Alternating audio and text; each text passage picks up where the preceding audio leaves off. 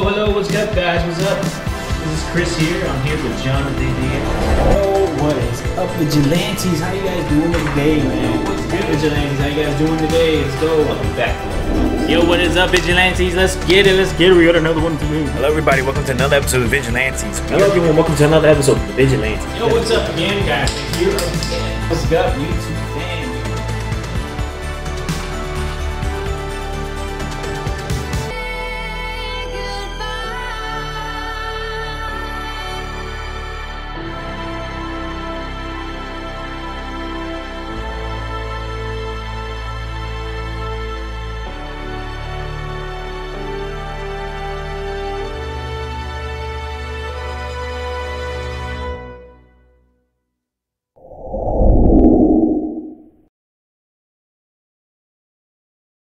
Hello! Hey, what's up, Vigilantes? How you guys doing? We got another one. Back. Now we are going to be talking about Midnightmass. Okay, now how has this been a hidden gem? I don't know. You have to watch this show. This show is like so good. So good. We binged this. I mean, literally, like Binged it. we In 2 days, I think. No, because we stood up at the nighttime and then we watched it later that same day. Yeah, so yeah. technically it was one day. We literally, we stood up. Then I had to go to work at one point where this was a this point Cliffhanger. was just such a cliffhanger. And we had only 10 minutes left. And he was like, just watch it at work. Just go ahead. And I'll watch it at home. We both watched it. And then we told each other, I want to watch the next episode. But we couldn't. We promised we'd do it together, so we did. I stood my ways and I didn't watch anything. Yeah, I waited. Guys, this show, because that was episode 5, I think. I'm gonna say, finally, no zombies. I'm sorry to say this, and I know you guys are like, oh, zombies are cool, blah, blah, blah. Yes, but I'm so sick and tired of zombies and this and that and all this. No, come on, I need something to happen. Everything is about cults and zombies now. Come on. Yes. So when the trailer dropped for this show, I didn't know what to think of it. I know it looked interesting. I thought it was they didn't give away much. Thank God they didn't. They didn't, and it's like you came into it fresh, and we knew it was the guy that made Haunting a Hill House, the Netflix show, season 1. Well, he did season 2 a little bit, but he did 1 specifically, wrote it, directed it, and it was like amazing. She watched it first, but then when I watched it finally, I watched it before everyone was even watching. When I watched it, I'm watching this. When I seen it, a couple months later, it was so good. It was like really well made. It was him for months to watch it was really well made. It was like the horror, the tension, everything was so good. Like the story was amazing. It was all good. And now he came back and he said this is something he's been working on for 10 years. I guess he got the green light after his thing went. I know he did a couple movies too. Like he did Oculus and he did something else too. No, but Midnightmass is awesome. So basically, in the trailer, you're going to see a new pastor basically comes to town. A new priest, I'm sorry, it's Catholic. A new priest basically comes to town in placement of another priest because that priest has fallen ill and is on the mainland. And another boy, which would be the main protagonist, I would say, Riley. He has gotten into an accident, basically gotten into some trouble. I'm not going to say exactly what happened. I'm just going to say he's gotten into some trouble, and he had to be in jail for a while. Now he's out, and the Monsignor that he thinks is there is not there. It's some other guy. He's younger. He's, talking a little different, and then you just see him hold the bread out to this girl in a wheelchair. Yeah. In the trailer, and he's telling her to come get it, and the entire church is like, this is not funny. She cannot stand. Walk. Yeah. And magically, this girl is walking towards him getting the bread. This is what you see in the trailer. And then you start seeing chaotic stuff, like the fire. And it's just chaotic. After that, it's just like, what the hell's going on? And you're like, you don't know. I thought it was a cult kind of thing, and it kind of took a turn. Let me say that it kind of maybe a little bit. No, because it's a. I thought it was a cult thing. I'm like, there's got to be something going on, but I'm happy that I didn't know, because when I came into it, I'm like, it was totally thrown off, and this is very heavily religious kind of show. Yes, it has a lot of religion in it, but don't let that. If you're not a religious person, I 110% 10% understand you. I am a religious person, and that's my beliefs, but I was raised extremely religious. He knows this. He's known me since I was 11. Yeah. I was put through constant church school. I was in Catholic school, right? Yeah. And I was put through it. So, yes, I am religious. It's religious, but also it's kind of like a balance. You know, it is a... Yes, but this... It's a balance between religion and yeah, so the religion, some parts he was just like, through, which I understand. But it's great. Yeah. It's great. It's great because it balances both, like people that don't and the twist believe, and it's like a different religions too. Yeah. You will not see the twist coming here. And it comes on pretty early on because these the episodes are like a good hour long. They're not short. They're an hour long. So episode 3, you kind of find out the twist right away. Yeah, you'll find out. So yeah, and they think, let's just say that they believe that what's going on is a blessing. Like, that's the thing. And a wonderful blessing. Yeah, like they think it's part of the Bible, and they heavily believe it. They believe that God sent whatever's going on. See, I'm trying like not to this to them through heavenly thoughts so that it could save them and their town. Yeah, and it's because it's a small town. This is like off the island. Yeah, it's off the mainland. It's on the island. It is an island. Yeah, it's 100-something people on it, and they all go to church. They're all religious.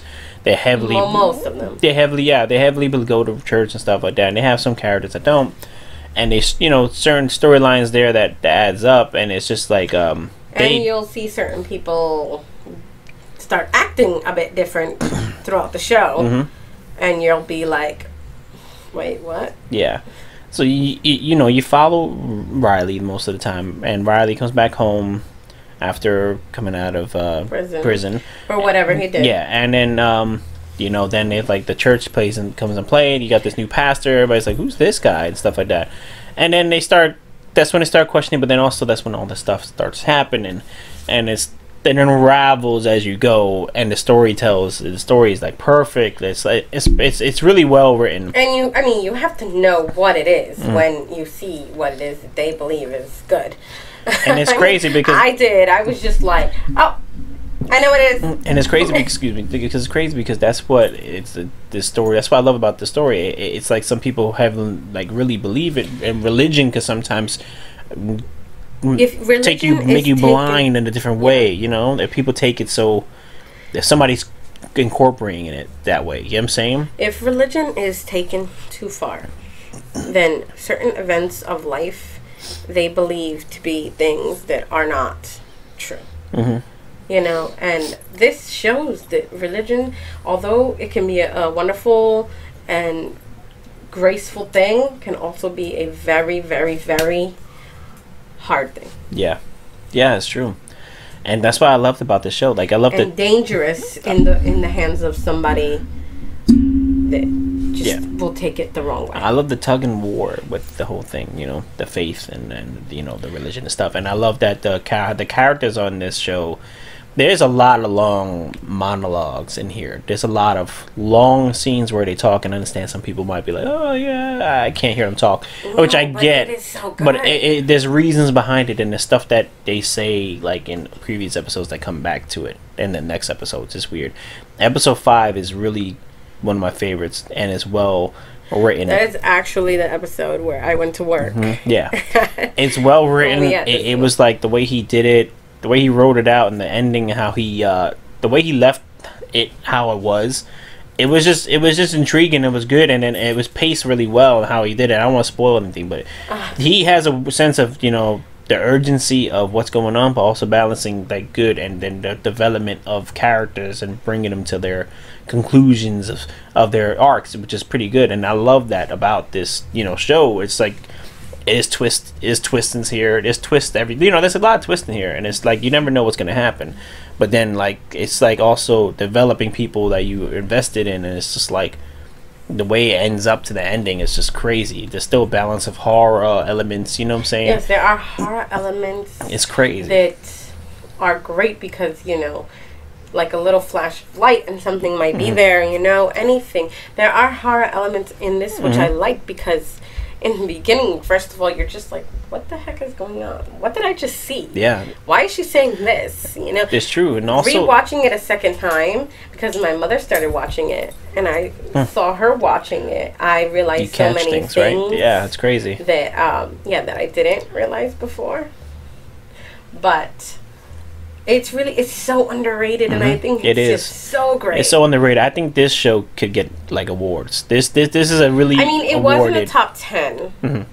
Yeah, but that's because some people not gonna be invested in it. Like the shows, like it wasn't a top 10. I'm saying. Yeah, it was. Nah, it wasn't like Squid Game like big. Squid Games, no. But I believe it was so good. It was just, I honestly, this one kept me intrigued so much. Like it was great. It really did. Yeah. It was better to me than like a lot of shows I've seen. Mm-hmm. Like this was really good. I think, and I hope. I like how it is. I don't think there should be no season 2. It says limited series, so it's probably just this one story.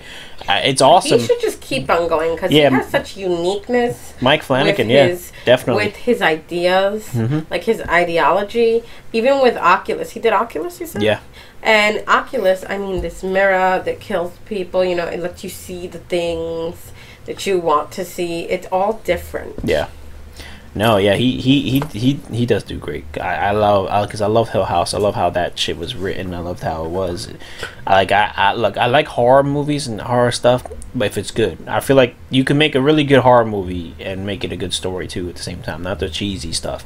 And he does it really well. I guess he balances it well, and if he writes and directs it, he sees his vision, and this is something he's been trying to do for 10 years. He made a masterpiece. I feel like this is really good. I think it should get every award that it deserves or a nomination. It's really well received. I know a lot of people like rated it really high. I know that, and it deserves all the hype. It deserves all the praise it's getting.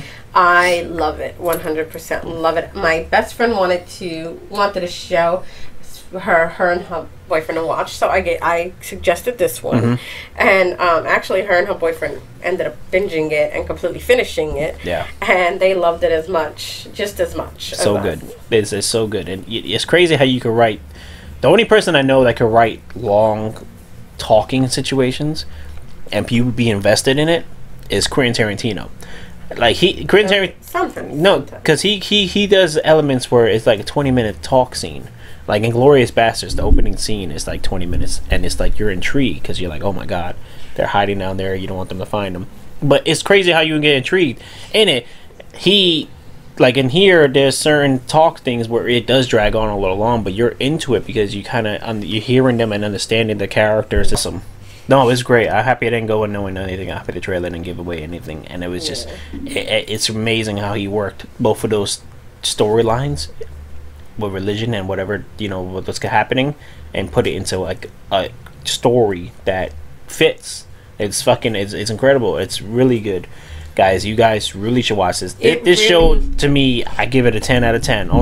It's just, I love Squid Games. It was really good, but in the aspect of writing and storytelling and how it like evolved, it was just it's incredible. So I would do wow. I do like Squid Games, as I said, but yeah, I do. I really like Squid Games too. Is a very out there, you know, something everyone loves, and I just feel like we are lacking so much of this kind of horror, and you know what I'm saying. Yeah. And we haven't had anything like this come out in so long that I too will give it a 9.8 out of a 10, and that's only because I'm unhappy with the ending. Okay, that makes sense. That's still a high rating.